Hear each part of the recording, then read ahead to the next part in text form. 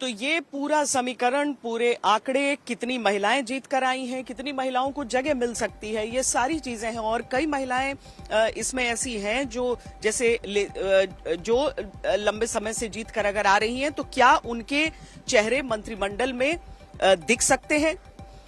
अब कौन कौन आ रहा है, कौन कौन इस शपथ ग्रहण समारोह में शामिल हो रहा है, तो एक तरीके से समझ लीजिए कि पटना का जो गांधी मैदान है वो बिल्कुल तारे जमीन पर की स्थिति वहां पर दिखेगी। वो सारे सितारे यहां पर जमीन पर उतरेंगे, जहां पर एनडीए शासित राज्यों के मुख्यमंत्रियों का यहां पर शामिल होना है। कल जो केंद्रीय मंत्री हैं जिनको शामिल होना है वो सब भी आ गए। हालांकि अमित शाह ने यहां पर आने के बाद कई बैठकों का दौर किया है, जिसकी वजह से अभी अटकलें हैं कि मंत्रियों के चेहरों पर क्या माथापच्ची हुई होगी और क्या चेहरे हो सकते हैं और क्या बदलाव उसमें हो सकता है। इसके साथ ही प्रधानमंत्री नरेंद्र मोदी आज सुबह यहां पर पहुंचेंगे। 11 बजे वो लगभग पटना में लैंड करेंगे, जिसके बाद वो गांधी मैदान के लिए रवाना होंगे। जैसा कि हमारे संवाददाता शशि भूषण ने जानकारी दी थी कि हेलीकॉप्टर के जरिए वो जाएंगे, ताकि यहां पर किसी को भी सहूलियत रहे, किसी को भी दिक्कत न आए। लेकिन हेलीपैड की भी तैयारी है और सड़क की भी व्यवस्था है, यानी कि जब एक प्रधानमंत्री शामिल होने के लिए जा रहे होते हैं तो वो तमाम वैकल्पिक व्यवस्थाएं करके रखी जाती हैं। गांधी मैदान को 3 दिन से पूरी तरीके से बंद रखा गया है और वहां पर सुरक्षा को देखा जा रहा है। हमारे साथ हमारे 2 संवाददाता इस समय जुड़ रहे हैं। शशि भूषण हैं, सुजीत कुमार झा भी हमारे साथ जुड़ रहे हैं। सुजीत जी, जितनी बड़ी संख्या में लोग यहाँ पर आ रहे हैं, न केवल जो विशिष्ट अतिथि हैं वो, बल्कि खासकर महिलाएं भी बताया जा रहा है कि अलग अलग क्षेत्रों से यहाँ पर सुजीत जी आएंगे। बिल्कुल, गांधी मैदान का ये जो शपथ ग्रहण समारोह है ये ऐतिहासिक होने वाला है और जैसा कि दावा किया जा रहा है कि 3 लाख लोग पहुंचेंगे। अब सोचिए श्वेता कि किसी भी रैली में 3 लाख लोग लाने के लिए कितनी मशक्कत करनी पड़ती है, और इस शपथ ग्रहण समारोह में लोग स्वेच्छा से आएंगे।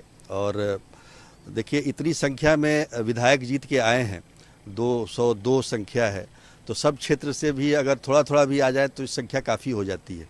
तो मुझे लगता है कि काफ़ी लोग आएंगे और महिलाओं की संख्या ज़्यादा होगी, क्योंकि महिलाओं का प्रतिनिधित्व इस बार वैसे देखा जाए तो बहुत ज़्यादा नहीं है, लेकिन एनडीए में 25 महिलाएं जीती हैं, 28 टोटल महिलाएं जीती हैं विधानसभा में, उसमें से 25 एनडीए की महिलाएं हैं। तो निश्चित तौर पर एनडीए की तरफ से जो 77% का जो स्ट्राइक रेट है महिलाओं का, वो काफ़ी मायने रखता है। और महिलाओं ने सबसे ज़्यादा, जीतने से ज़्यादा सबसे ज़्यादा वोट दिया है और पुरुषों से 10% ज़्यादा वोट दिया है बिहार में। तो निश्चित तौर पर महिलाओं की दावेदारी काफ़ी बनती है। अब देखिए, मंत्रिमंडल में ये परिलक्षित होता है कि नहीं होता है, क्योंकि जैसा कि खबर आ रही है जेडीयू की तरफ से, तो जेडीयू की तरफ से मुझे लगता है कि लेसी सिंह एक महिला के रूप में एक उनका ये तय माना जा रहा है कि वो आज शपथ लेंगी। और उसके अलावा शीला मंडल पहले थी, लेकिन कई और नए चेहरे भी हैं।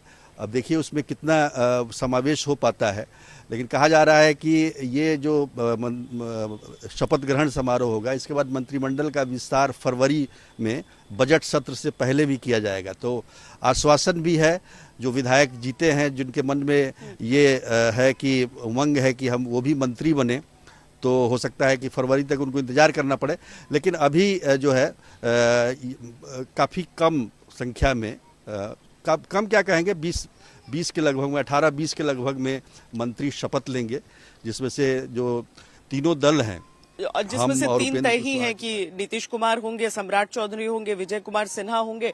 तो देखना है कि बाकी और कितनों का। लेकिन हाँ, ये है कि जो बात आप आखिर में कह रहे थे कि बाकी सभी पार्टियों, सभी घटक दलों से कम एक न एक चेहरा यहाँ पर शपथ ग्रहण करते हुए नजर आएगा, और जिसको नहीं मिलेगा उसको कम से कम यह आश्वासन रहेगा कि अगले कैबिनेट विस्तार में उनका नाम आ सकता है। लेकिन हम आपको सुनाते हैं कि जब एनडीए विधायक दल के नेता चुने गए नीतीश कुमार, उसके बाद उन्होंने क्या कहा। केंद्र की तरफ से पूरा का पूरा कितना ज्यादा काम और सब सहयोग हो रहा है। आदरणीय प्रधानमंत्री जी भी कितना ज्यादा घूमते हैं, अन्य लोग भी घूमते हैं, तो सब जगह से फायदा हो रहा है। तो आप जान लीजिए कि अब पहले से तो अपना राज्य अच्छा बढ़ रहा है और खूब आगे बढ़ेगा। अब पहले वाला सब क्या किया था जी? कोई काम किया था पहले वाला? और उसका जब 5 में हम लोग आए हैं तो उसके 6 से तो हम लोगों ने सब कुछ करना शुरू किया और सब कुछ बढ़ते बढ़ते बढ़ते अब पहले कोई भी चीज होता था? ये सब चीजों कुछ को पहले था? देखे थे कोई काम किया था कहीं भी कहिएगा तो जैसे ही हुआ उसी दिन हुआ। तो इसीलिए हम तो यही कहेंगे कि अब इस बार तो और ज्यादा विकास हो, बहुत ज्यादा। इसीलिए तो हम तो यही कहेंगे कि सब लोग मिल करके एकदम बिल्कुल हर जगह के लिए कहिए और सब लोग मिल करके पूरा करेंगे।